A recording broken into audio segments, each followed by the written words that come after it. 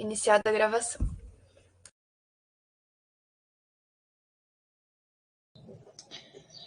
Boa tarde a todas as pessoas aqui presentes. É um prazer recebê-las novamente nessa nossa percurso formativo, né? Nesse nosso percurso formativo, oferecido mais uma vez pelo Instituto Memória e Direitos Humanos da UFSC, junto à Secretaria Estadual de Educação, né?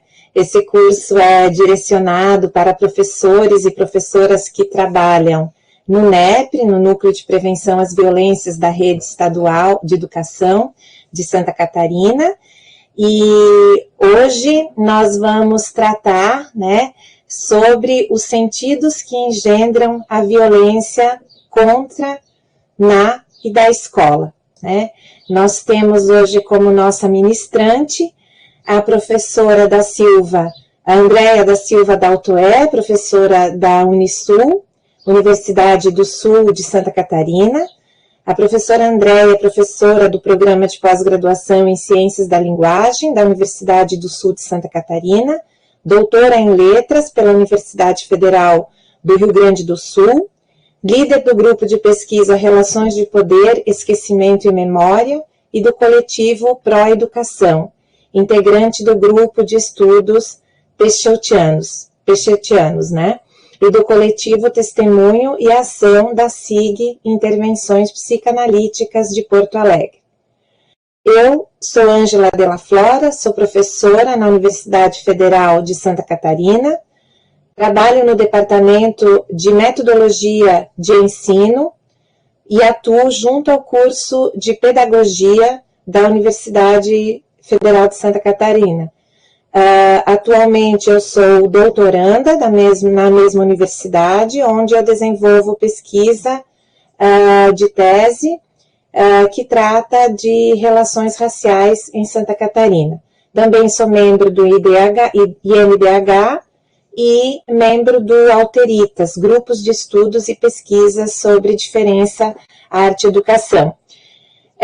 Eu serei a moderadora dessa aula de hoje, e aí já aproveito para me autodescrever. Eu sou uma mulher branca, tenho cabelos levemente ondulados até os ombros, estou vestindo uma roupa preta, uma blusa preta, estou usando maquiagem. Atrás de mim tem uma pequena biblioteca de livros, e eu estou falando aqui da minha casa, da minha sala de trabalho, na minha residência. Quero desejar a todas as pessoas um ótimo curso, quero convidar também vocês a interagirem no chat com perguntas, com dúvidas, com sugestões, trazendo experiências da própria escola, do cotidiano de vocês, para que a aula, assim, possa se tornar mais interativa, tá? E aí, só para lembrar, nós estamos gravando essa aula. Bom curso e uma ótima tarde para nós todos. Ângela, posso, professora Andréia, posso pedir a palavra um minutinho? Pode, então, é sua a palavra. Muito obrigada.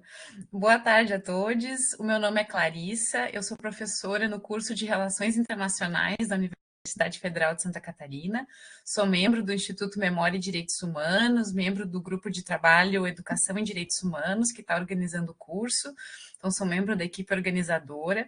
Eu queria desejar as boas-vindas a todas as participantes, aos participantes do curso, registrar os meus agradecimentos à professora Andréia Daltoé, à professora Ângela, que vão coordenar a nossa aula hoje, é uma grande alegria estar com elas aqui. Agradeço muito a participação de todas as pessoas no curso e muito especialmente a parceria da Débora, na Secretaria de Estado de Educação, que construiu junto com a gente os temas, o cronograma, a proposta do curso desse ano. Todos nós, no Instituto Memória e Direitos Humanos, desejamos que os debates sejam muito frutíferos e muito reflexivos e importantes para as reflexões e para o trabalho de todos em sala de aula e nas escolas. E junto com toda a equipe do MDH, eu fico também à disposição para as dúvidas e questões que forem surgindo ao longo do curso. Então, excelente aula a todos, muito obrigada. Obrigada, professora Clarissa. Também só quero lembrar, né, que essa organização, como a professora Clarissa disse, né, que ela é membro da organização, nós fazemos parte do GT Educação do Instituto Memória e Direitos Humanos da UFSC, né? Assim como a professora Andréia também é parte, né?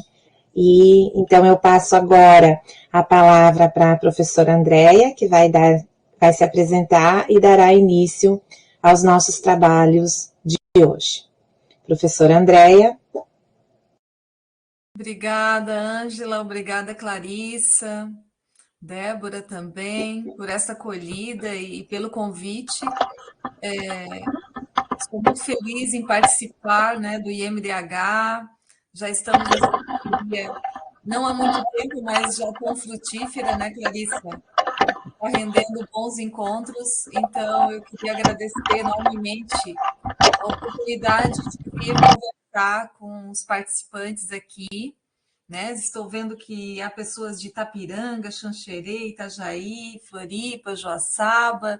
Fico feliz, né, de estar São Bento do Sul, de estar conversando com gente de perto e de longe, né? Eu falo aqui de Jaguaruna, que fica ao lado de Tubarão, né? Uma cidade pequena aqui ao lado de Tubarão, que é onde eu moro desde que nasci. A minha descrição também coincide muito com a da Ângela, né? Com exceção de que eu estou em Jaguaruna e não tem esses olhos tão lindos da Ângela, claro. E gostaria de então começar a minha fala, né? Depois de agradecer a este convite tão especial, a todo o carinho, né, que a Ângela foi tendo para a gente preparar esse dia de hoje, a Lila, que também está nos ajudando aqui com o PowerPoint, enfim. E tentar trazer para vocês um pouco da leitura, né, que eu tenho feito a partir das minhas pesquisas sobre a questão da violência nas escolas, né? Isso, pode ser a primeira, isso. Sobre a questão da violência na escola, né, que me fez pensar também sobre a violência contra a escola e da escola. Então, só para situar um pouquinho antes, eu pesquiso na área de análise do discurso, então é essa área que fundamenta a minha pesquisa e, portanto, a minha fala hoje. Mas antes disso, falar, né, da minha prática como professora, a gente brincava ali, mas são 32 anos de sala de aula, dos quais, né, nos quais eu passei por todas as fases do ensino, escola pública, escola privada e hoje na universidade. Mas me sinto próxima da escola hoje na universidade porque trabalho com formação de professores, curso de letras, e temos tentado um envolvimento muito próximo, né, com a área da educação, secretarias de educação, né, e com a própria Secretaria de Educação do Estado. Principalmente quando eu coordenava o projeto PARFOR, do governo federal, que oferecia licenciatura gratuita para os professores da rede pública, então a gente teve uma aproximação muito grande, era um projeto bastante bonito. Enfim, desde 2014, o meu tema de pesquisa passou a ser ditadura, desde 2014. Começo a pesquisar esse assunto e começo a partir do movimento que começou com a Comissão da Verdade, né? A Comissão Nacional da Verdade e a instalação da Comissão Estadual da Verdade também de Santa Catarina. Me aproximo, né, do coletivo Memória, Verdade e Justiça de Santa Catarina, e ali vou aprender muito com eles, também do projeto Clínicas do Testemunho.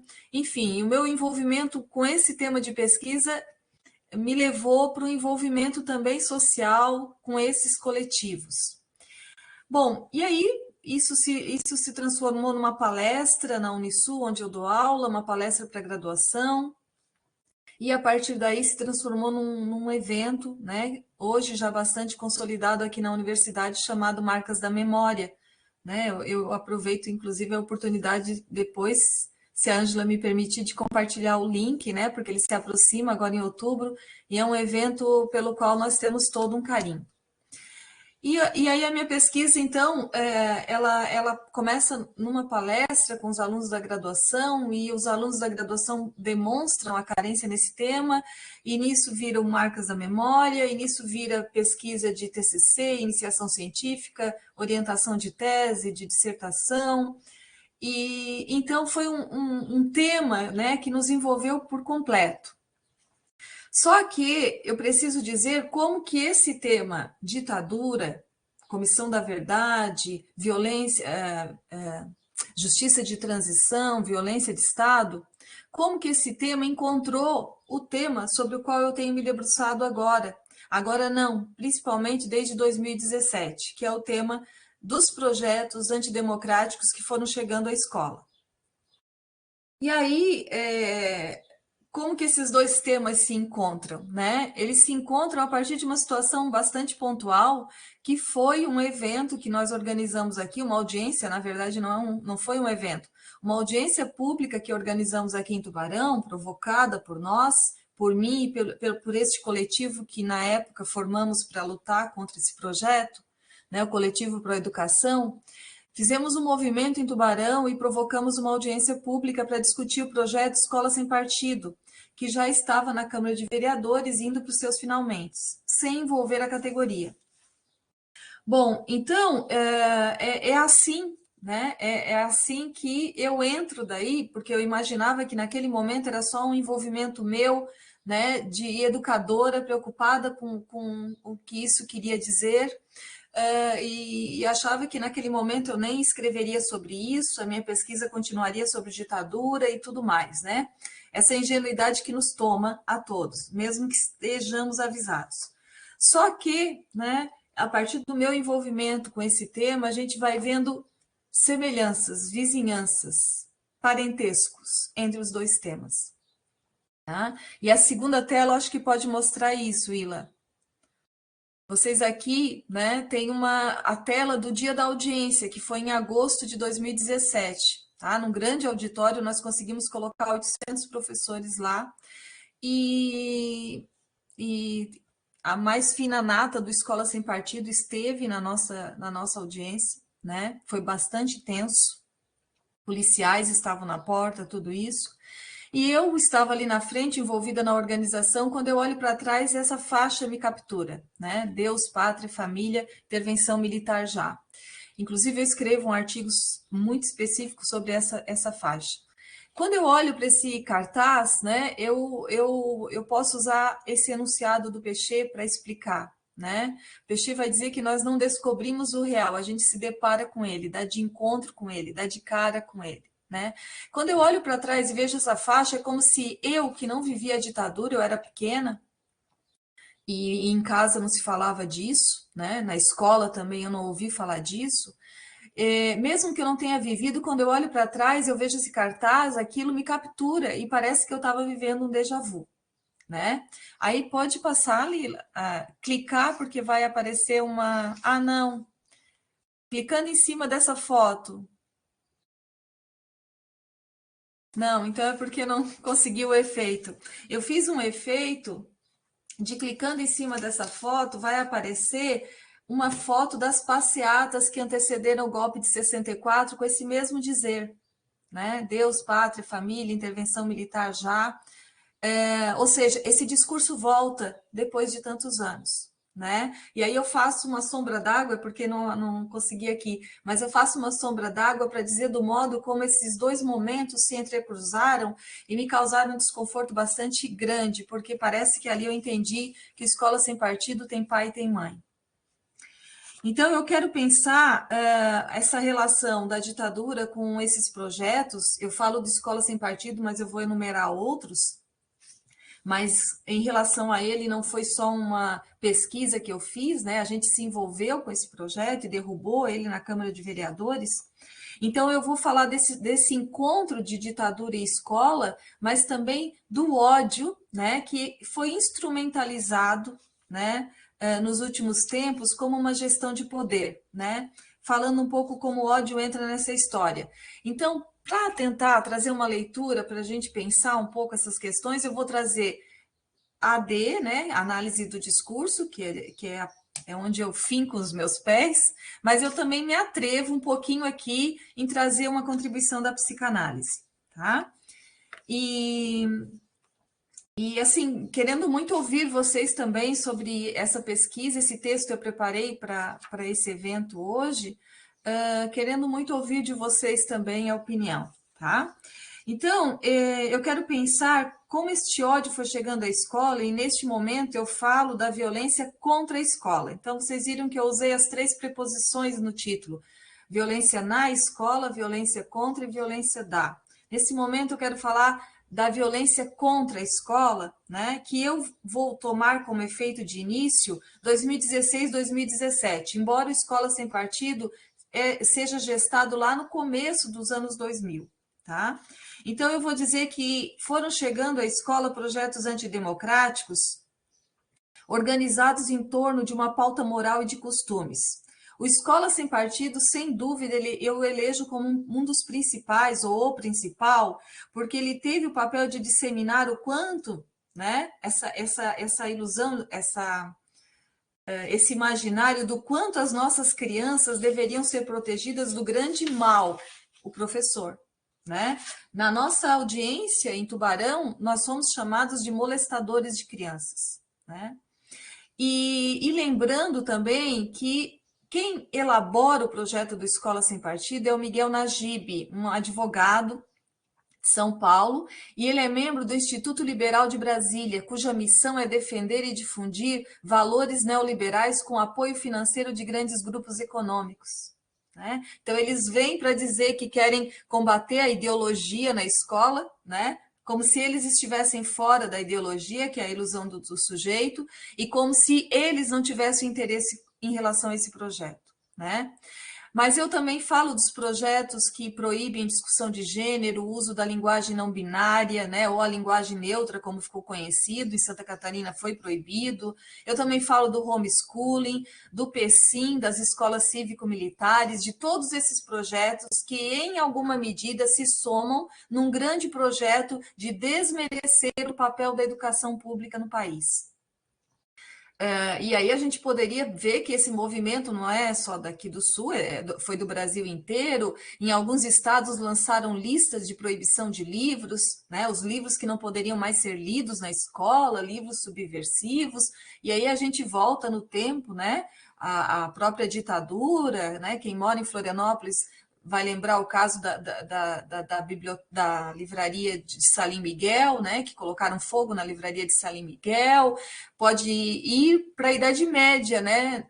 Pode lembrar do Index Prohibitorium, né, da Igreja, né, proibindo a leitura de certos livros. Ou seja, a história ela não caminha em linearidade, nem em causa e consequência, e muito menos em evolução, né? Bom, então todos esses projetos foram sendo tomados nas minhas pesquisas, né, e eu já escrevi muito sobre isso, como projetos que se ergueram contra a escola. E não tardaria para estarmos vivendo hoje um aumento de violência na escola, por sua vez empurrando-nos a pensar aquilo que agora eu quero chamar de violência da escola, o modo como nos responsabiliza nesse enfrentamento. Tá? Então, eu tenho me debruçado sobre essas questões. Mas agora eu quero centrar meu esforço em falar dos desdobramentos dos últimos casos de violência na escola para dizer, primeiro, que a escola não é um lugar qualquer entre outros em que isso poderia acontecer. Segundo, sobre o modo como esses crimes vão ser reduzidos pelo poder público e também simplificados, né, pelo poder público e também pela opinião pública, a casos de ter ou não segurança na escola. Tá? E aí, segurança enquanto prédio. Em Santa Catarina, e não está muito diferente nos outros estados, pode passar, Lila. Esse aqui foi a audiência, ainda uma tela da audiência, pode passar. o coletivo, né, que nós formamos para fazer essa briga. Participávamos de 7 de setembro. Pode ir.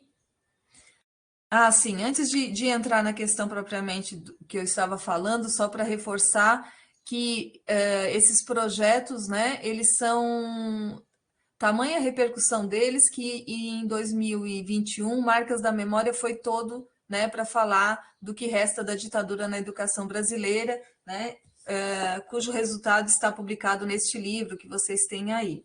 Tá? Então, aqui vocês encontram vários artigos sobre o tema, se tiverem interesse, que eu organizei junto com as outras professoras que organizaram também o evento. Pode passar. Isso, essa questão das preposições. Pode passar. Também. Miguel Najib, ok. Depois vocês podem ter essa... Bom, e aqui eu chego, né, nesse pulo no tempo, né, que também a gente vai tentar passar hoje, né? Podem ver que 2004 é o ano que o Escola Sem Partido é elaborado, o projeto. 2023 a gente já vê traços, né, sintomas, né, desse percurso todo, são quase 20 anos de um trabalho de desmerecimento da escola pública, né? Eu vou tomar esse marco temporal, mas não quer dizer que a coisa seja tão pontual, tá? E agora, em 2023, a gente tem a notícia de que escolas públicas de Santa Catarina podem ter gestão privada, mas parte pedagógica fica de fora. Esses dias eu analisei com os alunos esse enunciado, né? Esse fica de fora aqui, dá margem para uma ambiguidade bem importante para a gente pensar. Pode passar, Lila. Isso, esse aqui é um cenário que agora a gente começa a se familiarizar, né? Então, quando a gente está pensando essas violências na escola, né, e o modo como o poder público deu uma saída a isso, né? Então, a gente vai ver que em Santa Catarina, principalmente depois do caso da creche de Blumenau, que resultou na morte de 4 crianças e 5 ficaram feridas, nós vimos que tanto o governo estadual quanto os municipais, né, tanto de um governo quanto de outro, o terror daquele dia se desdobrou em colocar viaturas nas escolas e investir na segurança física dos prédios. Os pátios das escolas ganharam um cenário diferente, viaturas e policiais armados recepcionando os alunos, ao mesmo tempo que mutirões passaram a elevar a altura dos muros. Vejamos este caso do Paraná. Pode passar? Este caso do Paraná, um projeto de lei proposto para elevar os muros em 3 metros. A discussão ainda envolve determinar se haverá ou não cerca elétrica, hoje proibida em prédios públicos, porque podem oferecer risco à vida das pessoas. Quem defende fala que a segurança compensaria o risco. Isso nos lembra o governador Tarcísio de Freitas, de São Paulo, né, que diz que as balas perdidas que atingem, né, os moradores são efeitos colaterais na luta contra o crime. E fomos nós todos nos acostumando a essa regularidade de um mal maior pelo um bem, né? Enfim, voltando às providências, né, pós-crime nas escolas, a solução do poder público foi magicamente dada, policiais em muro. E aí eu quero abrir parênteses para dizer que não é que isso não foi necessário, que isso não apaziguou um pouco, né, a agonia dos pais. Mas o que eu quero dizer é que a questão não está só aí, né? E agora quero me dedicar a esta segunda providência, fugindo de uma discussão sobre tijolos, cimentos e arames farpados, e me autorizar a buscar uma contribuição da psicanálise a partir da obra Mal-Estar, Sofrimento e Sintoma, do Christian Dunker, em que ele trata do que ele chama a lógica do condomínio, tá? Para a qual a discussão, né, sobre muros será profícua aqui. E falando de muros, como não pensar no modo como esta construção organiza a nossa civilização? O muro da propriedade privada, o muro das penitenciárias, o muro de Berlim, o muro de Auschwitz, o muro entre o México e os Estados Unidos e agora o muro das escolas. Dunker trabalha esta metáfora da lógica dos condomínios para pensar, primeiramente, as diferentes escolas da psicanálise, mas em seguida ele vai fazer disso um modo de compreender a diagnóstica das patologias do social. Ele vai dizer, então, que o condomínio ajuda a elaborar uma forma de vida a partir da década de 70, quando chega no Brasil, né? E passa a se transformar num sonho da classe média, de viver protegida dentro dos muros do condomínio. Então, para o autor, o condomínio vai realizar esse imaginário de ordem e segurança, né? Alimentando o imaginário de um lugar isolado do resto, entre iguais, um refúgio com suas próprias leis, a felicidade organizada. Não há lógica de condomínio, porém, pensada sem muros, portanto, pensada sem muros. Porém, empiricamente, o muro, segundo as palavras, né, do Dunker, vai atuar como uma estratégia intracivilizatória. As câmaras de gás, recuperando os campos nazistas, transformam-se em câmaras de gozo. Os muros para não sair transformam-se em muros para não entrar. O trabalho liberta do campo de concentração parece continuar ali, no alto do portão, dizendo que quem tem dinheiro pode estar livre do resto. Se quiséssemos, por relação parafrástica, pensar que no portão das escolas poderia estar a escola liberta. Em que sentido seria a direção deste liberta? Né? Liberta os que lá dentro estão pela educação que promove? Liberta os que lá dentro estão das influências doutrinadoras dos próprios professores? Liberta as crianças do grande mal do mundo? Enfim, liberta quem do quê? Para explicar esta lógica, o Dunker vai buscar a criação de um dos primeiros condomínios no Brasil, formado em 73, e aí nós estamos no auge da ditadura, com uma aquisição vasta, de uma vasta área nos arredores da cidade de São Paulo, tornou-se, depois de Brasília, o signo maior de nossa capacidade de planejamento num bairro artificial. Uma série de condomínios interligados,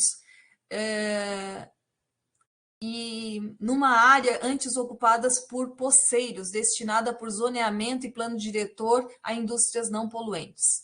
A última objeção ocupacional remonta ao fato de que ali se previa também uma área de reserva indígena. Esse condomínio, que seria modelo para os demais, ele vai se chamar Alphaville, título de um dos mais célebres filmes de Jean-Luc Godard, que conta a história de uma sociedade de arquitetura modernista, na qual tudo é organizado por um computador central, o Alpha 60. Em Alphaville, as singularidades inexistem, as emoções são raras, pois estranhas a um princípio geral de produtividade e equivalência. Tampouco há lugar para tristeza, mesmo as execuções de pessoas são feitas em piscinas olímpicas nas quais nadadoras sempre sorridentes retiram da água o corpo. E este filme me fez lembrar o filme O Doador de Memórias, né, de Philip Noyce, de 2014, e os livros O 1984, de George Orwell, do ano de 49, né? E um último livro recente que eu trabalhei até com os meus alunos de letras, que é Vamos Comprar um Poeta, do português Afonso Cruz, 2021. Em comum, todos falam de sociedades distópicas protegidas dos perigos externos em troca de qualquer possibilidade de afeto, de respeito ao outro, de tolerância às diferenças. Então, o autor, o Dunker, tratará da transformação deste pesadelo distópico em sonho brasileiro de consumo, o condomínio fechado elevado a paradigma da forma de vida hegemônica no imaginário social. Todavia, dirá o autor, os sonhos de condomínio fechado produzem monstros, e é sobre eles que o seu livro discorre. Para o autor, esta forma de vida e sua experiência de solidariedade vai definir patologias do social. No caso do condomínio, primeiro traz o imperativo da aparência do todos somos felizes, todos estamos seguros. Segundo, esse excesso de regras que garante a vida em harmonia vai acabar se transformando em leis próprias, né, e muitas delas autoritárias. Ou seja, esta lógica do condomínio vai produzir um sofrimento indissociável de uma experiência que mobiliza sistemas de valores. Como não é possível se manter no mundo à parte, passamos ao desejo de achar que seria bom que não houvesse pobres, negros, gays, ativistas sociais, professores. Ou seja, não há lógica do condomínio sem o imaginário de uns contra os outros. entre os que merecem gozar os prazeres da vida e os que tudo ameaçam. Isso nos leva a Rancière, quando ele fala da cultura do consenso, que ao promover o desinteresse pelo bem público, repudia os conflitos antigos e habitua a objetivar sem paixão os problemas de curto e longo prazo. A mesma lógica nos faz voltar a um texto nosso, e aí eu encaminhei para a Ângela, acho que ela partilhou com vocês, deste livro, Marcas da Memória, né? Um texto que eu escrevi ali, analisando o enunciado proferido numa formatura, na aula inaugural de 2021 de uma escola cívico-militar. Eu acho que temos foto aqui, Lila. Acho que talvez a próxima tela. Não, pode passar. Pode. Uhum. Pode. Isso. Tá? Então, nesse artigo de 2022, eu analisei esse enunciado que foi usado no primeiro dia de aula presencial dessa escola do Rio de Janeiro, né? Escola cívico-militar, na zona norte do Rio de Janeiro, por um instrutor fardado que gritava para os alunos enfileirados repetirem: muitos querem, mas não podem, nós queremos e podemos, nós somos nós, o resto é o resto. Repetido em coro, este enunciado grita e denuncia sua apologia supremacista, segregacionista, excludente, fazendo a ilusão de um discurso que viria para proteger a escola ou mesmo a sociedade como um todo.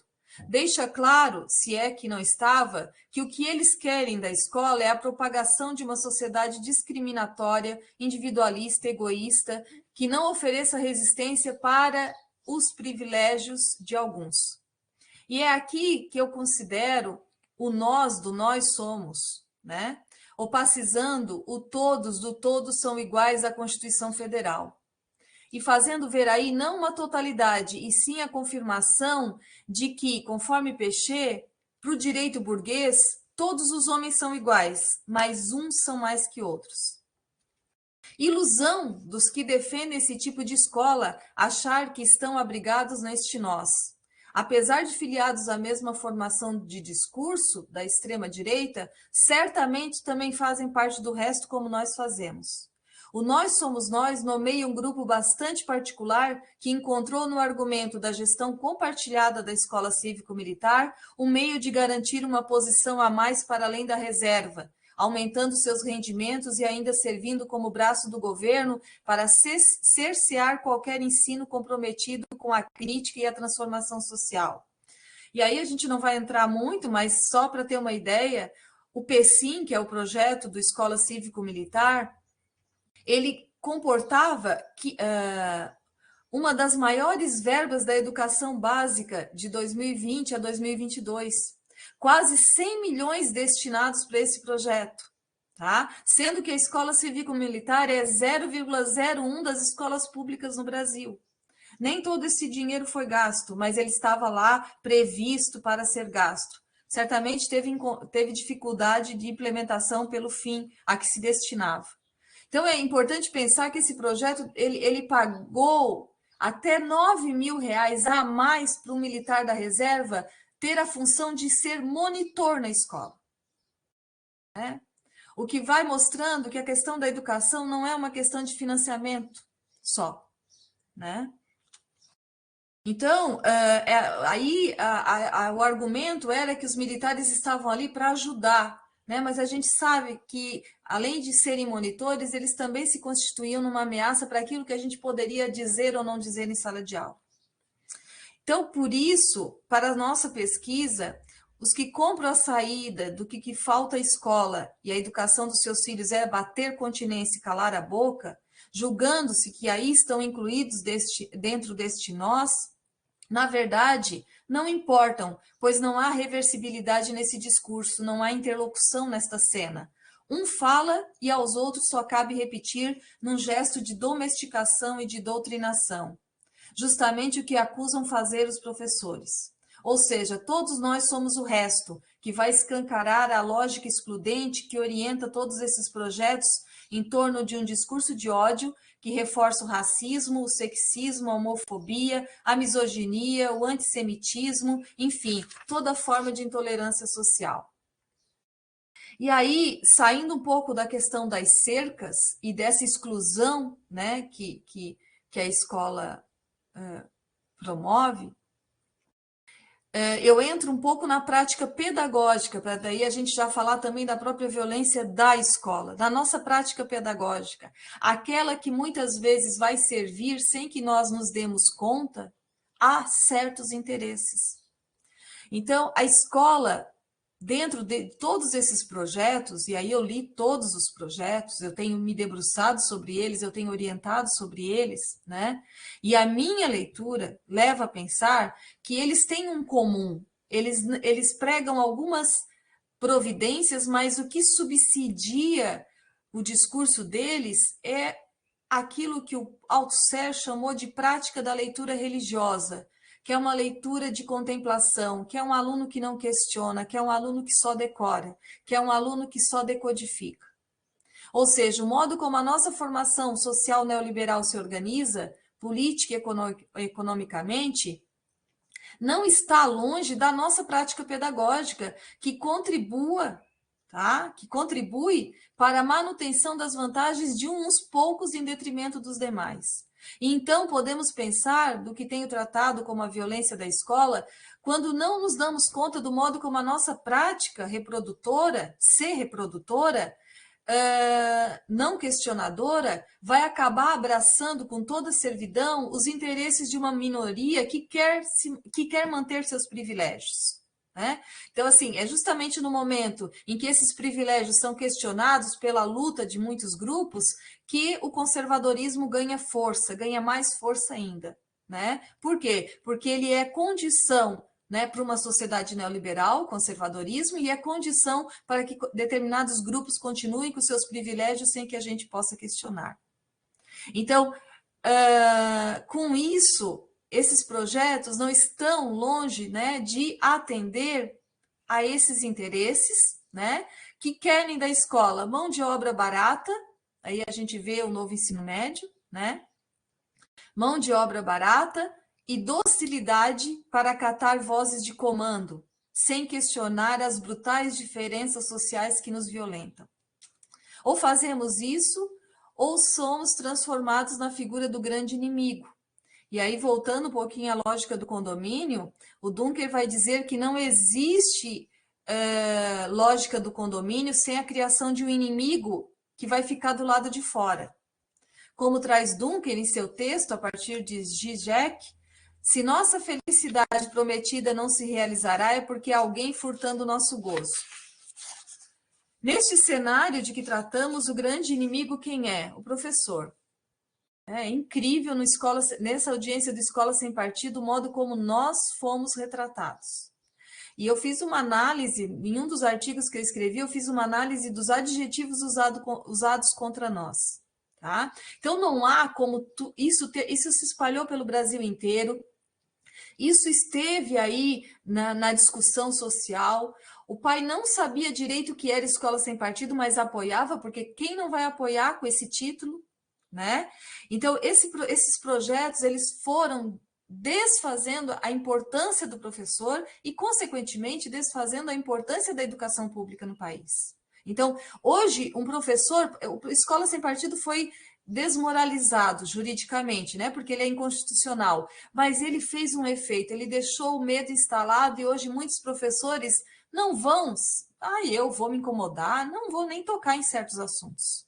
Então ele cumpriu o seu papel, que o seu papel era esse mesmo, não era prender ninguém algemado, porque isso o projeto nem dizia como fazer e não há uma estrutura jurídica que desse conta disso.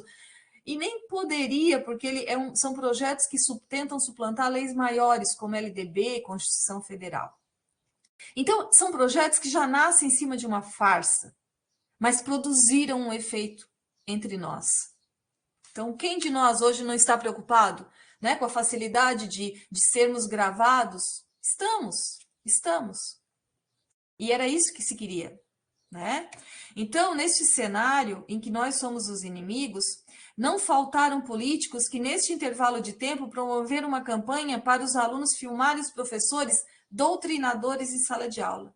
Em Santa Catarina, uma deputada, assim que ganhou as eleições de 2018, criou um canal via WhatsApp para isso.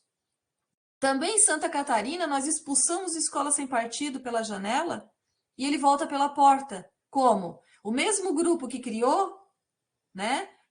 Agora elaborou um projeto já sancionado pelo governador que se chama Semana Escolar Estadual de Combate à Violência Institucional contra a Criança e o Adolescente. Você lê o título também e encanta. Eles são perfeitos, esses títulos são perfeitos, tá? Só que você vai ler o texto, é o texto do Escola Sem Partido.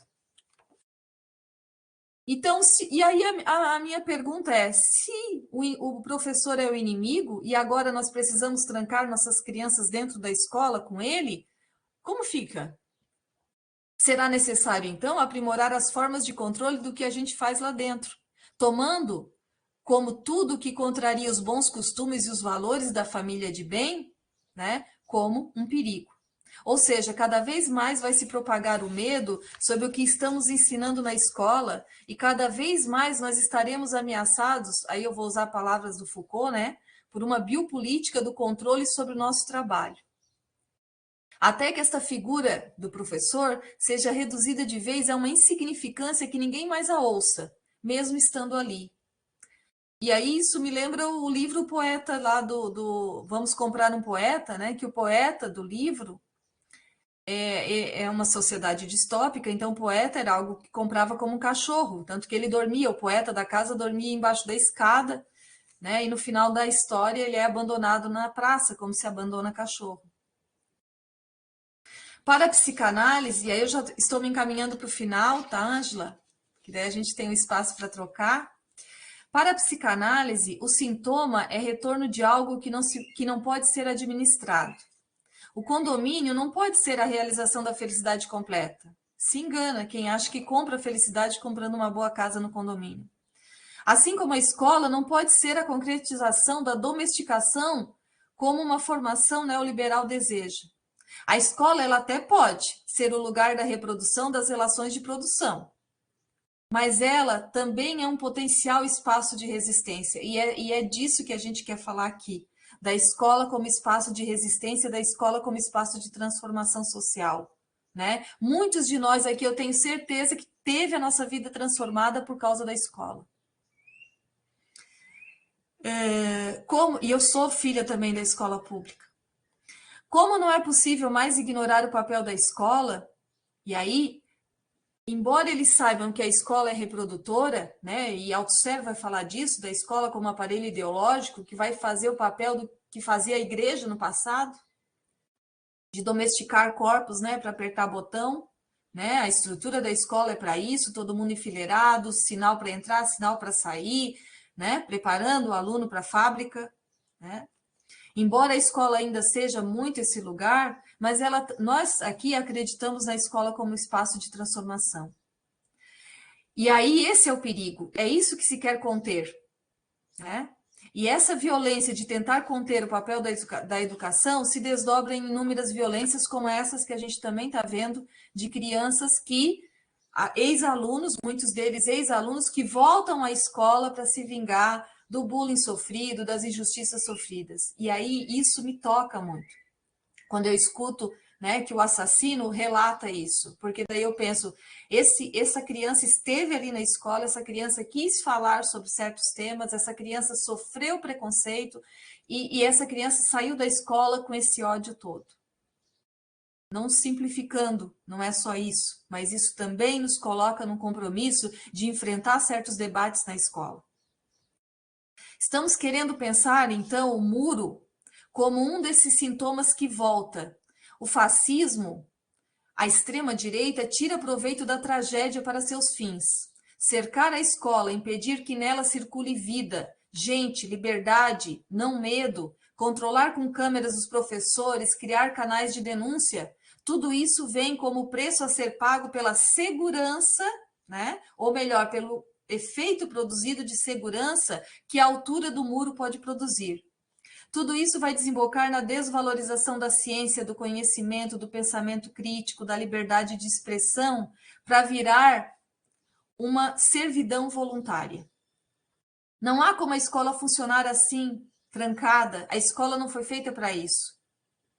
Embora ela seja reprodutora, muitas vezes, da produção dominante, o seu papel é de transformação. E aí já ensinava Paulo Freire. Todavia, alimentar o discurso de que a escola não funciona, que não há o que fazer em prol do ensino público, leva, por consequência natural, o não investimento em educação e a sua entrega ao mercado privado, ao mercado do ensino à distância. Podem notar que o homeschooling não estava dissociado, né, já de um mercado paralelo ali acontecendo para produzir, porque esses pais vão precisar de material. Vários desses projetos estão amarrados a interesse. Os vouchers que muitos municípios estão dando para a creche, né, para creche, para não ter que se haver com a construção e fornecer creche para as crianças, está apontando para isso. Então, eu tenho uma orientanda de mestrado que fez uma pesquisa que já faz uns 4 anos e a gente ela terminou faz 3 anos. E ela já olhava ali como as políticas públicas já estavam se encaminhando para a privatização da educação. Dunker vai dizer que não há norma sem patos, produzido por aquilo que ela é incapaz de normatizar, patológico, né? Ao que dizemos, não há escola que possa ser isolada da vida do seu entorno e nem das discussões sociais que fazem do conhecimento algo significativo. O trabalho com o saber, ele tem que ser plural, agregador, abrir espaço para a contradição e para as várias posições. Transformá-la numa prisão é jogar o problema para fora, mas ele volta pela janela. E eu termino daí com Dunker também no livro Paixão da Ignorância, um livro que ele traz psicanálise e educação, ele traz Lacan e Paulo Freire. Ele vai dizer assim, ó, primeiro atacamos os professores, os intelectuais e pesquisadores, depois cortamos os investimentos em educação e todos ficam contentes como se estivéssemos purificando o país. E continua, Dunker, como dizia Freud, a voz da razão pode falar baixo, mas ela não descansa. Aqueles que hoje apoiam o sucateamento das escolas e das universidades em uma cruzada contra o esquerdismo, como tem sido chamado, deveria voltar-se à pergunta feita por Sérgio Buarque lá em 1936, Sérgio Buarque de Holanda. Ele assim, será que as famílias da aristocracia brasileira entregarão seus filhos para o Estado criar, incutindo-lhes o sentido republicano do bem público, ou no final eles continuarão a tratar as crianças como sua posse e extensão, de tal forma que as escolas se desdobrarão aos interesses das famílias? E Althusser vai me ajudar a fechar também dizendo o seguinte, ele traz uma suspeita irônica. Não seria o que se passa nas famílias muito mais inquietante para os bons censores do que o que se passa na escola? Um grande alarido sobre a desordem da escola para não falar da desordem dentro de casa? Ou seja, que a escola não pode saber do que acontece dentro de casa. A escola, assim como a família, portanto, não estão fora da luta de classe e da tentativa de apagar as contradições que nos assolam. Enfim, e aí eu passo para a próxima tela, Lila, né, trazendo um pouco de respiro para essa minha fala que eu sei que é pesada, né? Para mim não é fácil pesquisar essas questões e trazer isso também, mas assim, da minha crença na escola, da minha crença na escola, na sala de aula, né? Então, embora aqui eu esteja amarrada, que foram os alunos do ensino médio, último dia eu querendo dar análise sintática, mas assim, para falar desse espaço de brincadeira, de uma relação até hoje, né? Eu me encontro com eles e é um carinho enorme, né? Então, eu acho que a gente precisa fazer da escola esse lugar de vida, de escuta. A gente fala, eu como professora de língua portuguesa, e deve haver mais aqui, né? A gente fala tanto em aprender a ler e escrever, ensinar a ler e a escrever. Eu tenho me debruçado junto com os meus alunos de letras sobre o verbo escutar também, né?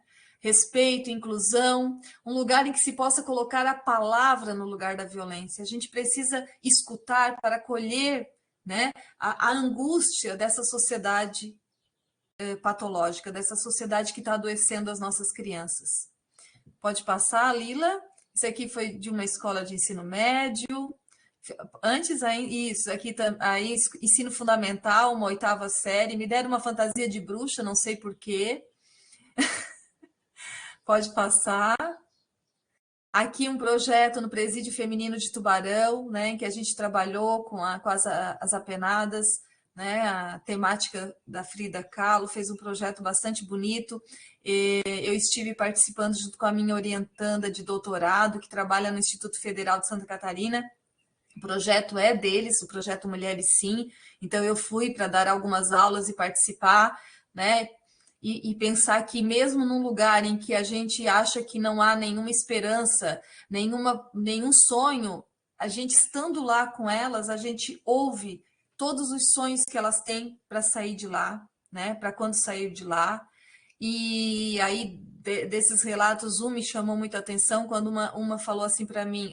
Um dia a gente trabalhou com a obra da Clarice Lispector e elas tinham que dizer qual era o sonho clandestino delas naquele dia. E uma delas, que é de Florianópolis, ela disse assim: meu sonho é estar em casa, cozinhando feijão, hoje, e livre das prisões que eu tenho lá fora, que é o vício, a droga. Então, assim, mesmo assim, ela teve o espaço de fala, e para a gente saber que não é simples, né? E que não é, e claro que era interessante que quando a gente ia falar sobre essa experiência, o pessoal dizia: ali não tem nenhum santo. Não é disso que se trata, a gente não pode cair nesse discurso, né? De que está dizendo que então não há crime, que não, é falar do modo como essas pessoas precisam de alguma ajuda para também se transformar, para também transformarem as suas vidas. Pode passar. No final desse projeto, a gente fez um desfile de moda, né? Então, algumas desfilaram, as outras ficaram assistindo. Pode passar. Né? Porque a gente precisa pensar os espaços da sala de aula também para além da escola. Aqui eu, junto com um grupo de economia solidária, né, tentando também conversar com agricultores, né, sobre a nossa responsabilidade como cidadãos. Pode passar. Aqui ainda é do presídio. Pode passar, Lila. Aqui, né, nós estamos, uma turma de letras com participantes do projeto Acolhida ao Migrante, e nesse dia era uma aula de sociolinguística, eles nos ensinaram muito, nenhuma aula minha chegou aos pés dessa aula, né, que teve a colaboração desses sírios, havia uma venezuelana, nós tínhamos angolanos ali também, enfim, uma experiência de vida e de língua, de linguagem, né? Eles nos devolvendo as dificuldades da nossa língua, isso foi de uma riqueza enorme. Pode passar. Ah, eu acho que duplicou essa aqui. Aqui é recente. O lúdico, né? O lúdico, a gente trabalhando a metáfora do xadrez aqui na aula sobre Saussure. Pode passar. Aqui uma turma de mestrado e doutorado, a gente recortando e colando, fazendo uma fita de Moebius, para a gente pensar que o espaço da sala de aula pode ser também construído de outros modos. Pode passar. Por último, a gente fazendo uma peça de barro, também turma de mestrado e doutorado, tá? Não são as criancinhas, turma de mestrado e doutorado, e todo mundo fazendo uma imagem, uma escultura que dissesse da questão da língua. Pode passar. Enfim, essas fotos aqui, acho que terminou, né, Lila? Sim, esse era o último. Isso, pode tirar a apresentação, não sei se colocar a primeira tela, mas essas imagens para a gente ficar com respiro, né, para dizer o quanto a gente pode fazer da sala de aula esse espaço, né, para que as pessoas se sintam à vontade para participar da nossa prática do conhecimento, né? Enfim, Ângela, foi essa contribuição que eu tentei trazer para a gente conversar um pouco. Excelente, professora Andréia, muito obrigada pela sua provocação, por essa aula com essa abordagem tão profunda, né? Que nos desafia, né, mesmo a refletir sobre esse processo civilizatório distópico ao qual nós estamos mergulhados, né? Mas que nem por isso nos impede de agir, de sonhar, de construir afetos, né? Porque essa é a saída, né? A política dos afetos, para a gente falar no sentido de um enfrentamento coletivo e amoroso para esses espaços, né? E porque a emancipação, um projeto de educação que trate da emancipação humana é urgente e necessário, né, professora Andréia?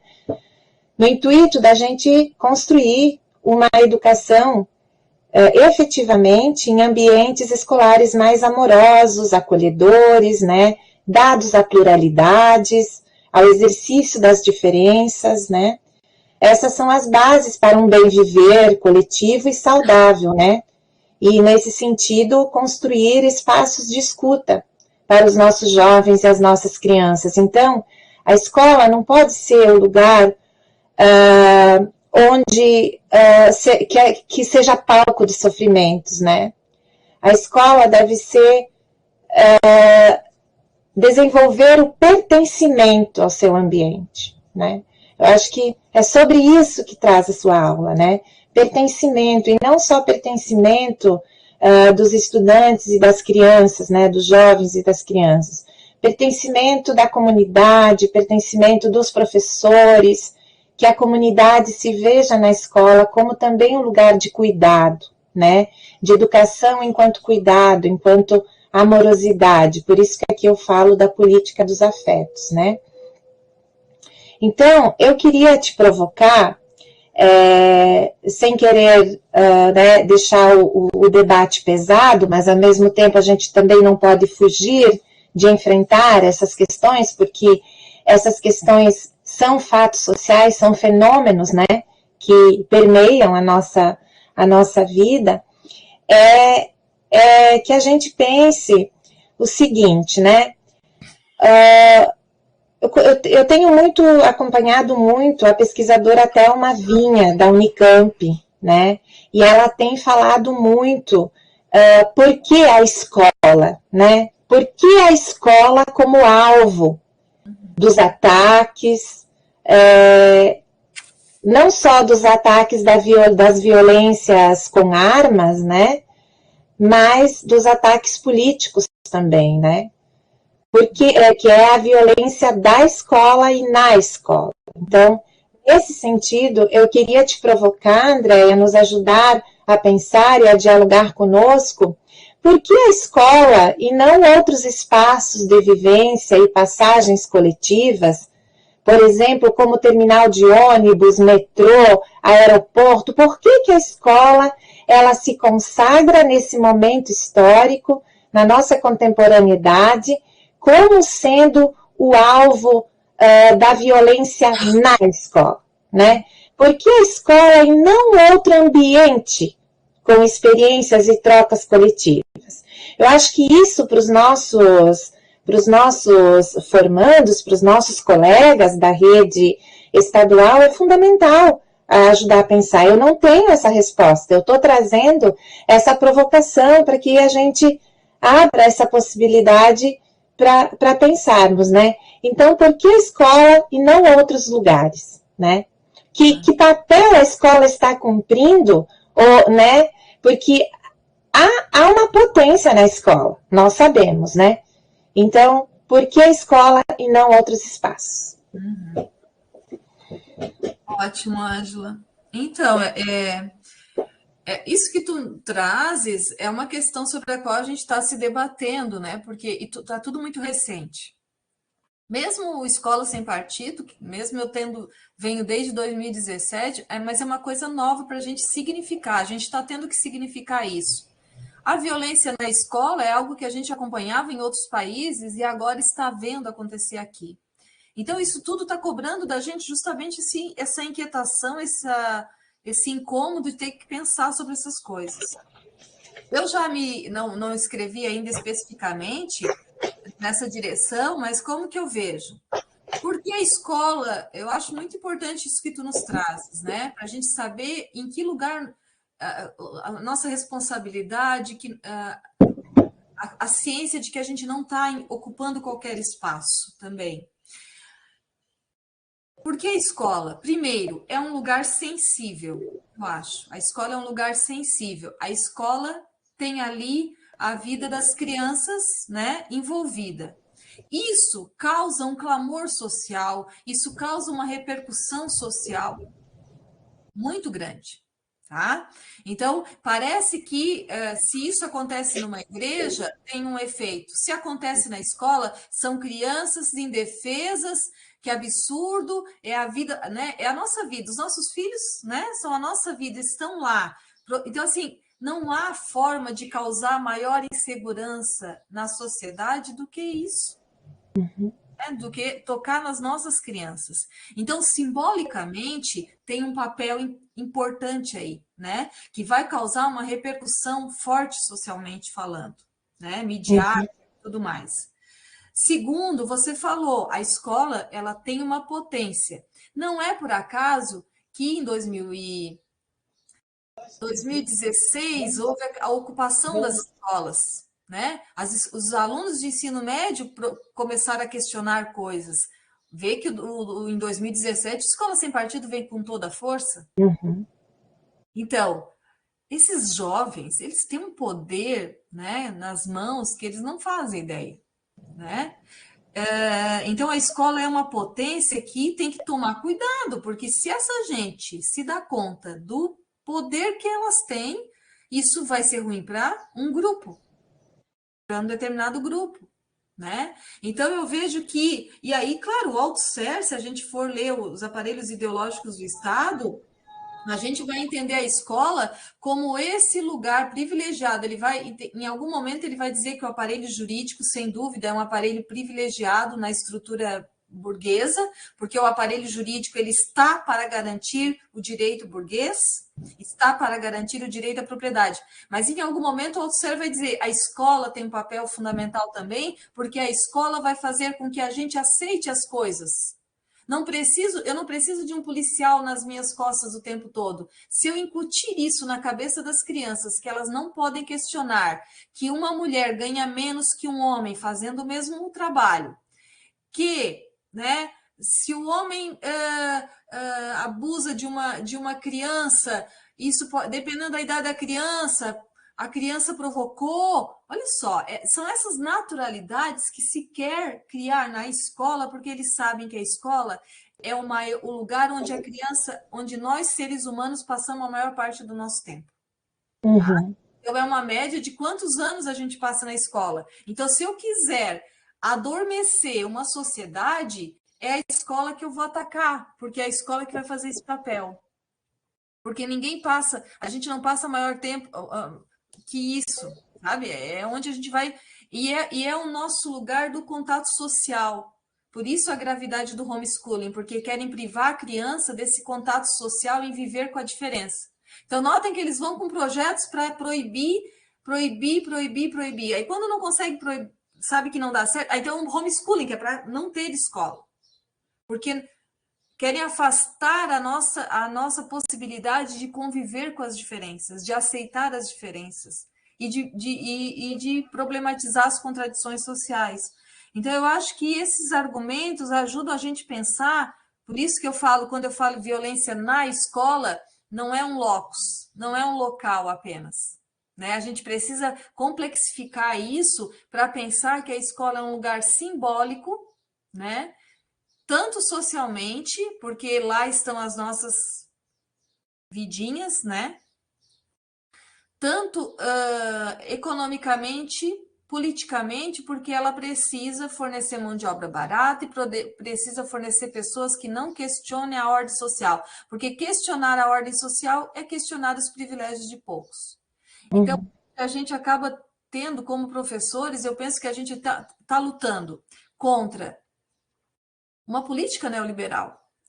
Né? A política neoliberal ela não é só do âmbito da economia. Ela não é só do âmbito da economia. A política neoliberal, ela nos forma como sujeitos. Ela exige uma subjetivação.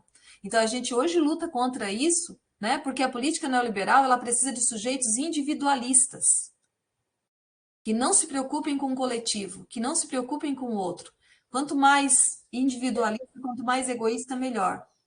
E a gente precisa lutar contra políticas públicas que apontem no longo caminho ou no curto, porque a pandemia abreviou muita coisa, a privatização da educação pública.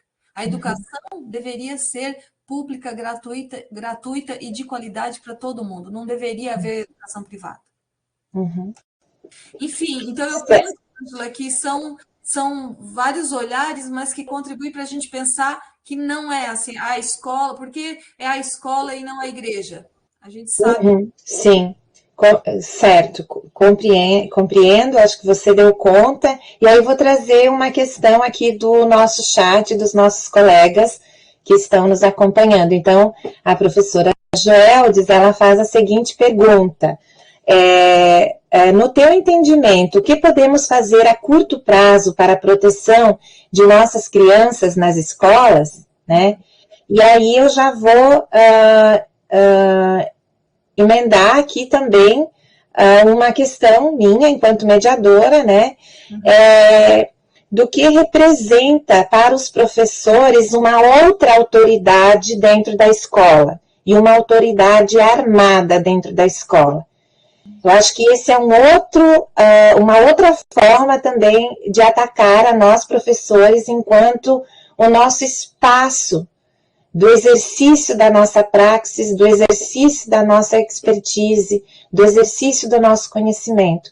Então, ao perceber, né, uma política que coloca policiais armados, que eu entendo que talvez num momento de contenção, né, foi necessário, pontualmente falando, né, mas que a gente consiga perceber que a escola é o espaço de autoridade do professor, né, e que um policial e um policial armado que traz outra camada, ele exerce um fascínio e um poder para as nossas crianças e a nossa juventude.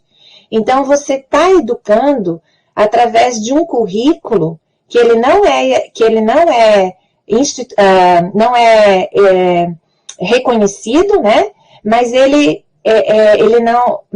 não é escrito, ele não está enquanto currículo, mas ele é o currículo, né? Porque as crianças estão olhando e um policial armado, a arma exerce fascínio nas crianças. Essa é uma preocupação. Então, colada a pergunta da nossa amiga Joeldes, eu coloco essa outra questão para você, que ela traz sobre como podemos fazer a curto prazo, né, para a proteção de nossas crianças. Então, acho que essa pergunta da Joeldes é o que todos nós estamos nos fazendo, né? Ela é muito importante. É claro, eu concordo, eu acho que a Ângela respondeu já perfeitamente bem. Eu concordo que a gente vai querer isso nesse momento, saber que vai mandar o filho para a escola, ele está seguro, ou mesmo nós, né? Claro que nós também precisamos cuidar da nossa vida. E que aí, se tem um policial lá na frente, isso vai. Mas, assim, não vejo como sendo aquilo que vai resolver o problema, mesmo que isso seja uma saída de curto prazo, né? E tanto é que eu não sei, mas eu levo frequentemente meu sobrinho para a creche, e no começo eu passava por umas 3 escolas todas com viatura e tal, agora já não tem mais, assim, durou coisa de um mês, né? Durou coisa de um mês, assim, porque da onde sai esse investimento, esse dinheiro, né? Então, esse dinheiro que para nós, para valorizar o professor, não há, mas nessa hora aparece, né? Mas depois ele é emergencial, aparece, mas depois desaparece. Enfim, então não há uma política séria, né, para pensar isso. Foi feita uma coisa para acalmar os pais naquele primeiro momento, porque não queriam mandar mais os filhos para a escola. Então, o que eu penso eu não sei se eu teria uma saída a curto prazo, claro que levantar muro, eu acho que é importante termos vigias na escola, mas não policiais, não é o lugar do policial ali. né? Alguém cuidando da portaria, alguém ali fazendo esse papel, eu acho que é importante, isso ajuda, isso dá uma certa tranquilidade. O muro também, mas assim, isso para mim é difícil, porque para mim a escola tinha que ser um lugar aberto. Porque, assim, gente, quando eles conseguem propagar um discurso de colocar os pais contra nós, é porque nós já tínhamos nos afastado dos pais. É porque os pais já não sabiam o que a gente estava fazendo lá em sala de aula. Porque se os pais souberem o que a gente faz em sala de aula, é impossível eles acharem que a gente está contra as crianças, que a gente está contra, que a gente quer o mal das crianças, gente. Não é. Então, assim, eu acho que quando essa escola sem partido chega e ganha tanta força, é porque a gente já tinha se afastado e a gente já tinha elevado alguns muros, né? Entre nós e a comunidade, entre nós e a escola. Então, eu acho que eu acho que tem que enfrentar esse debate, eu acho que como debate mesmo, sabe, Joeldes, trazer o tema do bullying, tá, para a nossa sala de aula. Eu vejo a questão muito complexa e penso que ela envolve formação de professor, a inicial, a continuada, ela envolve a gente forçar, né, ao poder público para entender o papel da educação, e a gente sabe que não é falta de dinheiro, gente, não é falta de dinheiro que é o problema. Tá? É o lobby da iniciativa privada que impede também, muitas vezes, de políticas públicas a nosso favor serem implementadas. Né? Então, olha só o dinheiro que eles conseguiram para pagar oficial da reserva, que já ganhou um bom salário, chegava a 9 mil a mais. Já imaginou, nós, professores, com 9 mil a mais, nós íamos fazer... Nossa, o que a gente poderia fazer, né? A gente não ia precisar dar 500 aulas fora do horário, a gente não ia precisar se matar, né? Ir de bicicleta, poderia ter um carro para ir até a escola. Então, e esse dinheiro eles arrumaram para pagar militares. E aí o Escola Sem Partido, o PSIM, para mim, foi para isso. Não foi preocupado com a educação que a gente está fazendo na escola. Então, assim, eu não sei, Joel, a tua pergunta é muito difícil. O que fazer a curto prazo para a gente já ver mudança? Se pelo que eu estou pesquisando, eu estou vendo que a gente tem um enfrentamento aí para pensar muito grande, que talvez seja a médio e longo prazo. Mas eu acho que eu falo isso com os meus alunos, a gente precisa trazer esses temas para a sala de aula. O aluno precisa discutir isso. Porque, gente... Isso vale para a nossa educação como pais. Quando a gente fala assim na surdina, quando fala baixinho e o filho não entende muito bem, aquilo produz efeitos que depois a gente não sabe onde vão parar. E assim também na escola. Ó, está acontecendo isso, mas não se fala disso para não traumatizar, para não assustar. Aí a gente não enfrenta o assunto, não enfrenta o tema, né? Sim. Obrigada, Andréia. E eu penso também como uma possibilidade, né, imaginativa e de criativa que cada também comunidade pode muitas vezes desenvolver, né? É claro que isso necessita de políticas públicas e é no âmbito macro, né? Macroestrutural que essas mudanças devem acontecer. Mas eu fico também pensando no debate, nas minhas aulas, né, e no meu dia a dia, do quanto importante é a construção de laços de confiança entre a comunidade a qual a escola pertence, né? E que isso também pode refletir um compromisso da comunidade com o cuidar daquela escola, né? Eu aqui não estou querendo jogar para o indivíduo nem a responsabilização para os pais, não é disso que se trata, né? Esses caminhos, eles são complexos, né? Não se tem uma resposta rápida e não se tem uma saída, né? Tão ligeira. Mas passa também, eu entendo muito, pela construção desses laços de confiança. Porque quando a comunidade se conhece, né? Talvez em comunidades menores seja mais fácil de fazer isso. Mas não sei, porque um dos ataques muito violentos foi numa cidade pequena, né? Então, eu fico pensando em que medida que a escola, nessas comunidades pequenas, ela também está descolada do tecido, né, do tecido social, da vizinhança, da comunidade.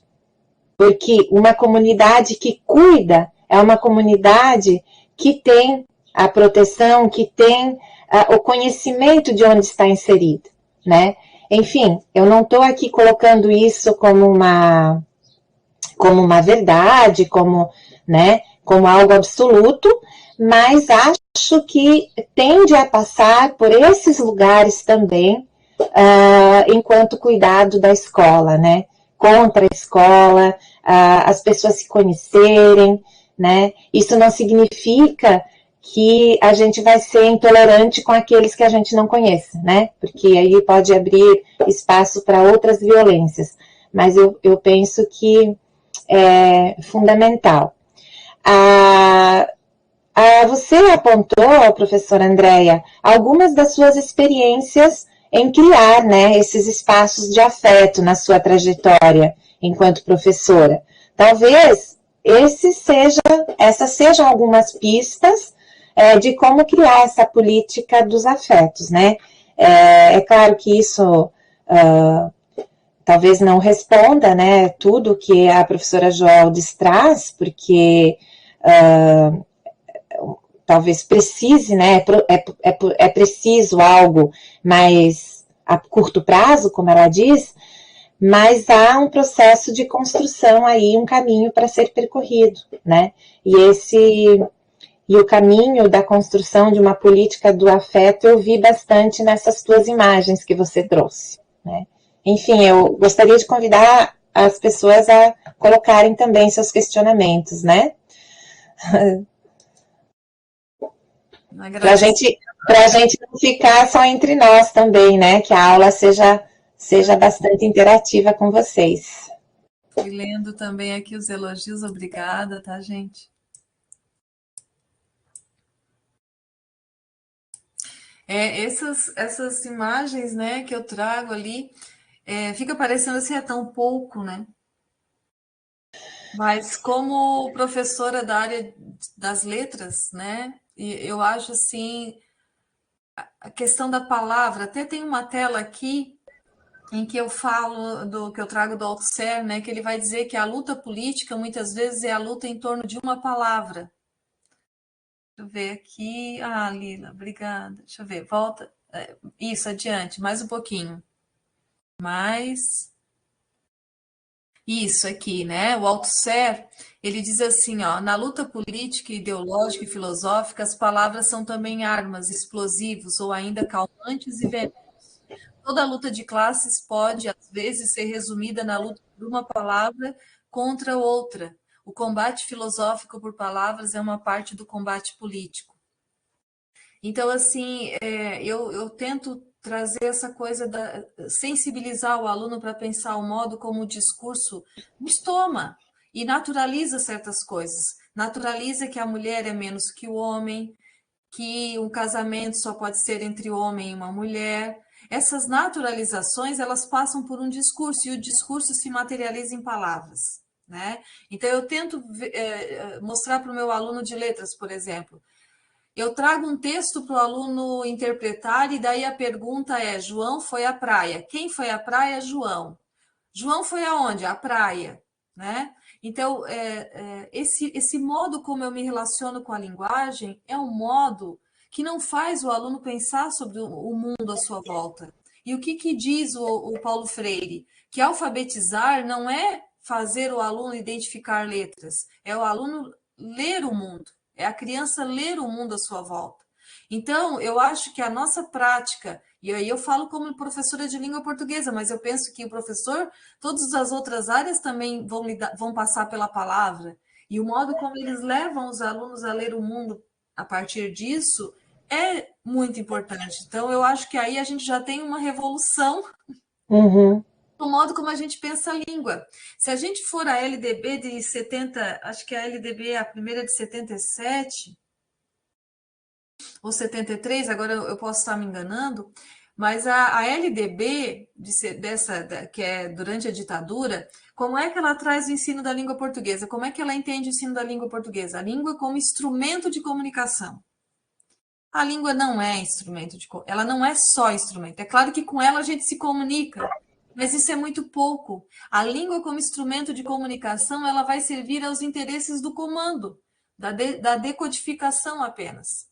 A língua, ela pode permitir comunicar, mas ela também pode permitir não comunicar. Né? O discurso de ódio, né? Que agora, né? Que a gente vê com as redes sociais ganhando tanta força, que língua é essa aí? Que quando fala machuca, né? Então, eu penso que, como professores de língua portuguesa, a gente tem uma revolução para fazer. E, claro, o professor da educação básica também, porque ele também vai explorar muito a questão da linguagem, né? Uhum. E a literatura, e eu sempre falo da literatura, né? Para mim, a literatura, as aulas de língua portuguesa, elas tinham que partir da literatura, mas não da literatura para também fazer esse trabalho assim de localizar os elementos que já estão na superfície do texto, mas fazer com que a literatura nos ajude a pensar a contemporaneidade, nos ajude a pensar o passado, nos ajude a pensar por que certos imaginários foram construídos na literatura, na pintura, e a gente traz isso até hoje, né? No preconceito contra o negro, contra o indígena, né? Contra as minorias. Então, assim, essa problematização das formas de ler o mundo, para mim, é revolucionária. Uhum. Né? Uhum. Eu vou trazer também o que Jéssica comentou, é um comentário dela, né? Ela diz o seguinte: entendo perfeitamente, Andréia, e acredito que essa postura, isso em relação à tua resposta anterior, tá? Ocorreu devidamente a pressões da comunidade, da segurança na escola, né? Trabalhos devem ser realizados na prevenção, mas o resultado dos nossos esforços serão observados daqui a algum tempo. Para hoje, talvez a alternativa que poderia acalmar a situação momentânea foi a presença de profissionais e a questão dos muros. Depois ela diz assim, daí a Débora diz assim, essa aula me fez pensar mais uma vez que a prevenção das violências é cotidiana, construída em cada relação humana no ambiente escolar. Não se faz prevenção apenas com projetos pontuais. Nos nossos atendimentos, percebemos o quanto é difícil promover o acolhimento das diferenças na educação, apesar de reconhecermos que a escola é, por excelência, o lugar da diferença, também é o espaço onde se busca uma padronização e normatização constante, né? E aí a Joeldes comenta, a língua é um instrumento de libertação. E a Débora diz assim, novamente, a palavra família, por exemplo, que família defendemos, né? A Ivana também vai dizer que considera de extrema relevância as demandas do NEPRE serem constantemente discutidas com grupos de pesquisa de grande saber, né? Respostas construídas juntos a partir do cotidiano da escola. Excelente, né? Isso que a Débora traz dessa construção cotidiana. Na micro-relação, né? Ela está trazendo na micro-relação. Porque isso fala da complexidade, né? Sem enfrentar isso, a gente está esperando saídas que geralmente virão de fora, né? Que vão nos salvar. Então, assim, as várias patologias que nos atingem, né, na sociedade atual, elas precisam ser enfrentadas de diversas formas. Mas a gente está vivendo num mundo das saídas fáceis, né? De você, se você tem dificuldade com tal coisa, assista esse vídeo. Aí aquele vídeo vai dizer, né, que agora você vai resolver o problema da obesidade, da depressão e tudo mais. Tá todo mundo vendendo saídas rápidas, né, na rede social, e isso desenvolvendo essa expectativa de tudo ser resolvido nesse sentido, né? E não, E a gente sabe que não é assim, nem para essas questões, nem para a obesidade, nem para essas coisas que eles estão vendendo lá, isso é mentira, né? Mas é verossímil só, né? E nem para a questão da violência na escola, a saída é isso e isso. Como a gente concorda, nesse momento talvez seja necessário, mas assim, não tocamos, só por isso não tocamos na complexidade da questão, né? Então, assim, cada sala de aula é um ambiente dessa luta. Cada espaço de sala de aula é um ambiente dessa luta, nós com os alunos.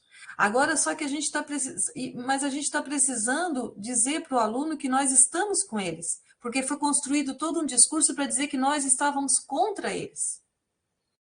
Uhum. Né? Então, o nosso trabalho, que já não era fácil, ele passou a ser mais difícil ainda, porque agora a gente tem que provar para a sociedade que a gente não é bandido, a gente não é quem está colocando a criança em risco. Então, é um desserviço muito grande. E isso que a Débora fala da família, sim, né? É só perguntar, quando eles falam em defesa da família, que família, né? E o que a gente vê, nossa, não faltam exemplos de pessoas que levantam essa bandeira e que depois, né, a gente descobre a hipocrisia atrás disso, né? Esses dias uma aluna de mestrado, ela me falou, ela trouxe uma experiência muito interessante. Eu sei que o tema do texto falava sobre as formas de família. Daí ela pensou, como é que eu toco nesse assunto? Aí ela fez uma enquete na sala de aula, uma 7ª série, para dizer como é que era, que família de cada um. Ela disse que surgiram 8 tipos ali. Era criança criada pelos avós, criança criada por 2 avós, criança criada por 2 mães, pai e mãe, pelo irmão e pela mãe. Então, assim, só ali naquela sala, ela levantou 8 tipos de família. Então, assim, pasmem, a realidade, sim, né? Então, assim... E aí a gente já pode pensar em quantas vezes num acontecimento comum, como, por exemplo, o Dia dos Pais, o Dia das Mães, a gente comete, né, algo sem ter ciência de que a gente está cometendo, né? Por exemplo, ao conceber essa família como a ideal, essa hétero, né, formada por pai, mãe, avós, branca, e produz violências nesse processo, né? Então, também o nosso alerta sempre de perceber que nós estamos num momento de muita diversidade, eu gosto de usar a palavra diferenças, né? Porque diferenças, ela dá um caráter mais político, né, para o enfrentamento. Então, são pequenos exemplos de como que a gente vai engendrando violências sem ter uma ciência, talvez, do que a gente está cometendo, né, esse processo. E eu queria também trazer, Andréia, que talvez todo esse assunto, todo esse tema que nós estamos conversando hoje, ele também nos remete a uma cultura autoritária que o Brasil tem se constituído ao longo da história, né? Por isso a nossa frisson, talvez, em ver as saídas a curto prazo tão rápidas, em erguer muros, colocar policial armados na escola. Você falou da ditadura militar, e aí me vem muito a minha memória que eu nasci durante a ditadura militar, e aí trazendo um pouco, né, acho que aqui muita gente é dessa geração, né, que está na casa dos 40, 50 anos, que a ditadura militar, a gente tem um imaginário da ditadura militar como se ela tenha sido só violenta, autoritária, em grandes cidades, como Rio de Janeiro, Belo Horizonte, São Paulo. Só que essa cultura autoritária implementada na ditadura militar, ela se espraiou e ela se capilarizou por toda a sociedade brasileira, né? E como que ela se capilarizou e como que ela obteve tamanho sucesso? Qual o instrumento usado? Foi pela educação, pela educação escolar, sobretudo, né?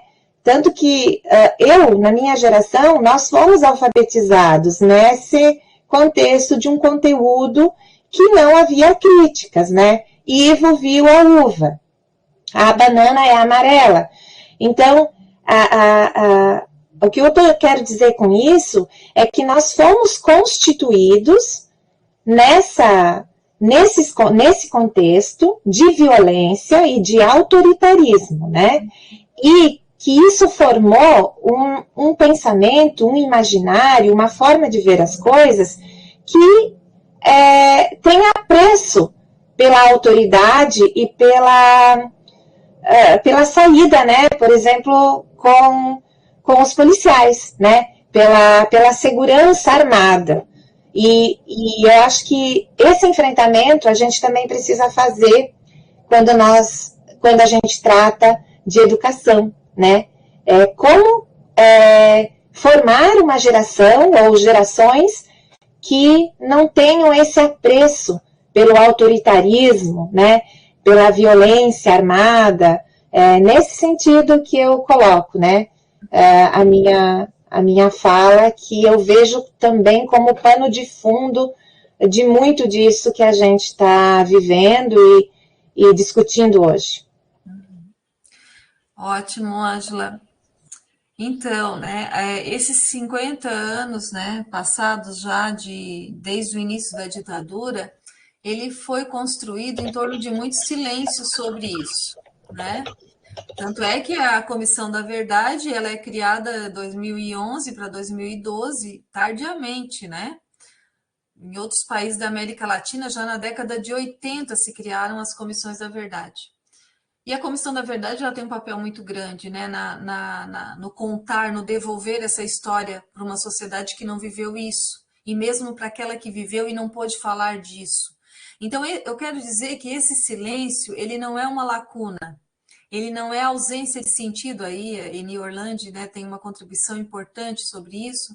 O silêncio é o cheio, o lotado de sentidos que ficam ali, né, mas eles não estão organizados. Então a gente pode, e aí se vem um discurso forte de que naquela época tudo era melhor, naquela época a gente era seguro, apagando, né, as condições em que isso aparecia como seguro, claro, porque se alguém denunciasse algo diferente e morria, então o discurso que prevaleceu foi esse discurso que naquela época não havia corrupção, não havia, e a gente daí tem um fetiche mesmo, né, um fetiche por essa época áurea de que, né, o autoritarismo pelo menos me dá proteção, e tem um fetiche mesmo psicanalítico, né, de achar que o pai, né, se eu tenho um pai rigoroso, mesmo que ele seja rigoroso, mas se ele me protege, é o preço que eu pago se eu sofrer violência, né, desse pai. Né? E aí a gente tem também a crença no mito que Salvador, né? Isso alimenta o nosso imaginário. Então, toda essa não... Olha como quando a gente não coloca a palavra, a coisa descamba para um lugar muito perigoso. E a gente não colocou palavras sobre esse passado. E quando a gente volta a falar sobre ele com a Comissão da Verdade, vem todo esse movimento para tentar... Não pode, porque a não ser que você fale na escola que ela pode ter sido entendida como revolução ou como golpe. Mas você tem que dar os dois lados da moeda. E queriam isso, os que defendiam escola sem partido, defendiam isso, né? Que toda a história tem que mostrar os dois lados, o nazismo, não sei qual é o outro lado do nazismo, né? Então, assim, esse silêncio não deixou de produzir efeitos deletérios para nós, para a nossa educação, né? O não poder tocar em certos assuntos. Quando a gente começa a tocar, porque muita gente começou a se dar conta do que viveu, então, o país naquele período, com todo o trabalho que foi feito na Comissão da Verdade, ainda assim, num espaço muito enxuto de tempo, sem condições todas adequadas, sem muito poder, né, de intervenção que teve a comissão. Quando o pessoal toma gosto em discutir isso, aí vem esses projetos para calar a nossa boca. Então, a gente vai sempre nessa briga, né, dando alguns passos, mas haverá sempre uma força tentando nos calar, principalmente, né, quando a gente quer falar da realidade que nos oprime, né? Então, eu, por exemplo, eu não escutei, assim, eu não lembro do meu ensino discutir isso, sabe? Eu lembro da educação moral e cívica, eu lembro da gente, né, ter aquele livro, Educação Moral e Cívica, organização, o SPB, eu tinha isso na escola, mas a gente não discutia a ditadura, né? Então, certamente aparecia no livro como revolução, né? Eu tenho um artigo que eu discuto revolução, golpe, impeachment, essas 3 palavras. Então, assim, não colocar a palavra nisso, a coisa descamba para um lado sempre perigoso. A mesma coisa sobre nós, né? Quando a gente não coloca a palavra sobre o que está sentindo, aquilo ali vai encontrar lugar no corpo de outra maneira, né? E socialmente também é assim. Socialmente também é assim.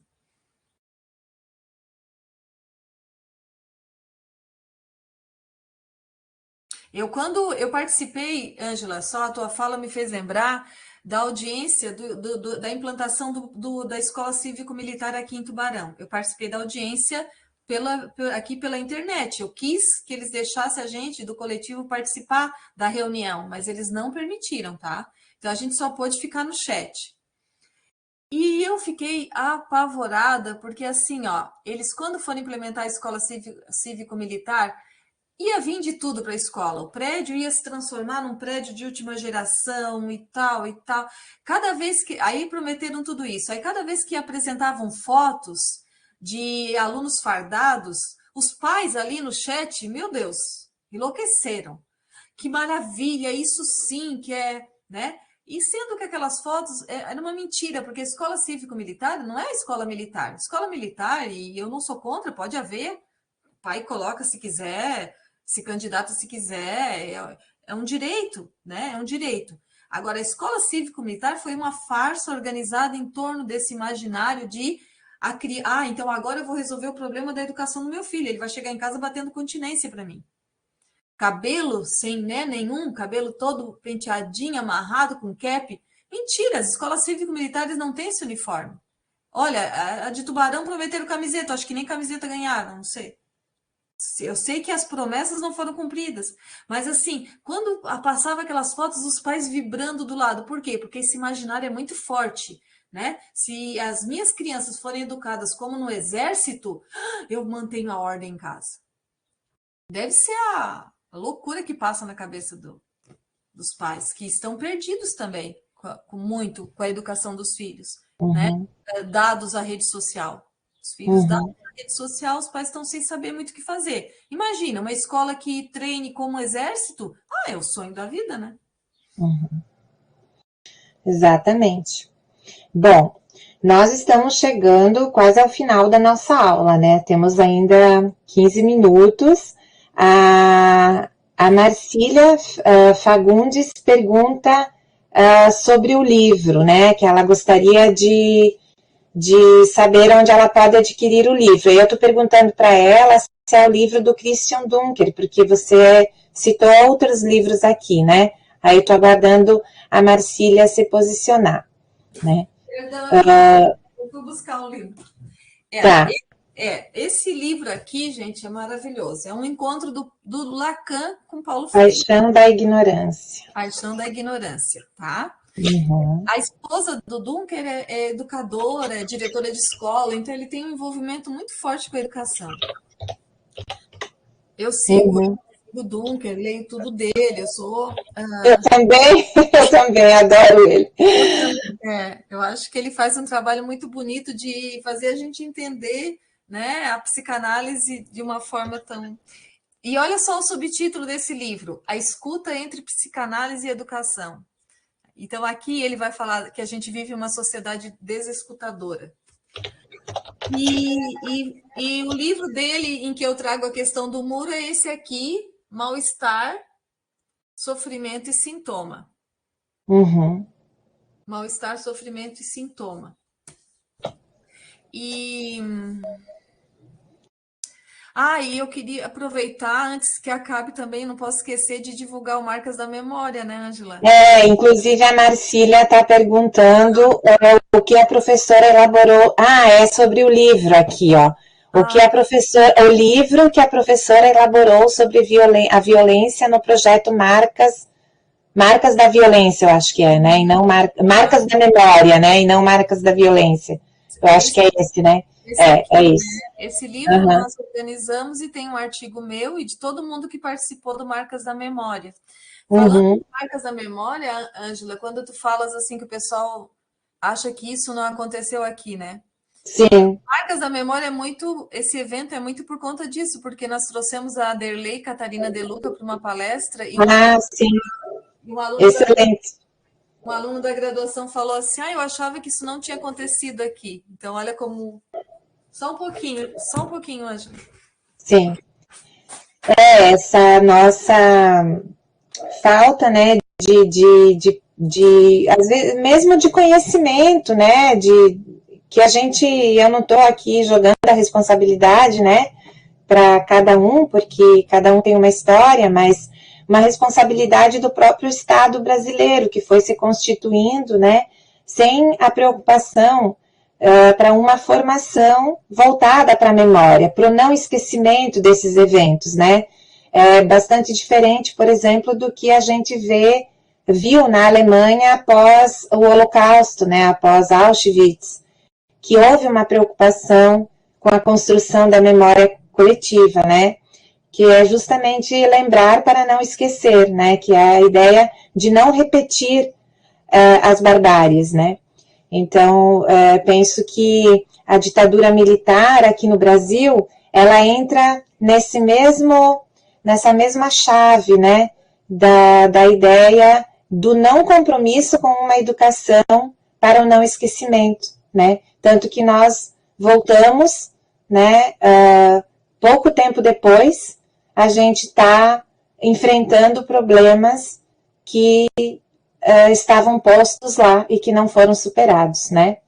Hoje, eu estava comentando aqui que hoje a nossa Constituição Federal está fazendo 35 anos. Veja, é muito jovem, né? O Brasil está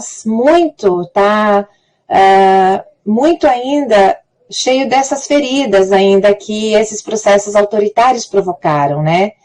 E isso está no tecido social.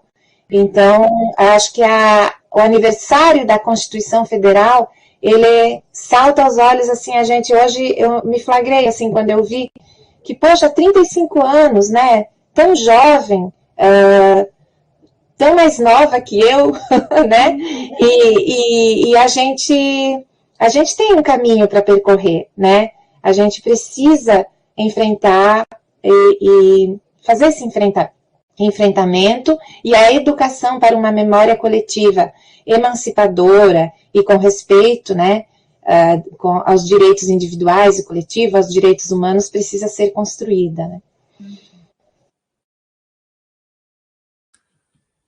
Isso mesmo, Ângela. Pode falar, Andréia. Pode falar, Ângela. Não, eu já estaria encaminhando, né, finalmente essa aula. A gente não teve mais, não tem aqui nenhuma questão, né, mais, e aí eu acho que a gente poderia, o que você acha, professora? Sim. Tudo bem? A gente encerrar? Eu dou aula em seguida também. Então, eu também já tenho um outro compromisso agora, um atrás do outro, incrível, né? A gente é assim, acredito que os nossos colegas aqui na rede também, né? Bom, então eu vou fechar a nossa tarde de hoje, os nossos trabalhos de hoje, agradecendo a primorosa participação, a primorosa aula ministrada pela professora Andréa Daltoé, que trouxe aí um leque, né, de questões, de uma problemática que nós precisamos nos haver com esses nós que são colocados, né, para a escola, e agradecer aos nossos queridos colegas do NEPRE, da Secretaria Estadual de Educação, né, a Débora, agradecer a Lila pelo seu apoio de sempre, a Lila é insubstituível aqui, né? E gostaria, assim, que vocês mandassem dúvidas, questionamentos, comentários pelos e-mails, né? Pelos nossos canais aí, que abrem possibilidade para o nosso diálogo, tá bom? Então, muito obrigada. Só lembrar também, desculpa, Angela, te interromper, mas só lembrar que nós recebemos no Moodle um link de um formulário para contribuir com algumas respostas para um professor que vai fazer uma fala mais adiante, acho que é a última aula. E esse professor pediu que os alunos, então, respondessem esse formulário. Então, só para lembrar também para o pessoal que a gente recebeu um e-mail solicitando isso. Certo. Então, ok. Vou pedir. Agradecer vocês também pela disponibilidade aqui. A aula foi ótima. Nós também agradecemos, professora Débora. E então vou desejar também para aqueles que vão descansar um bom descanso, né? Porque também somos dignos de desfrutar este momento, tá bom? Então, um grande abraço, fiquem bem, cuidem-se, né? E até a próxima. Beijão para todas e todos. Obrigada, gente. Obrigada.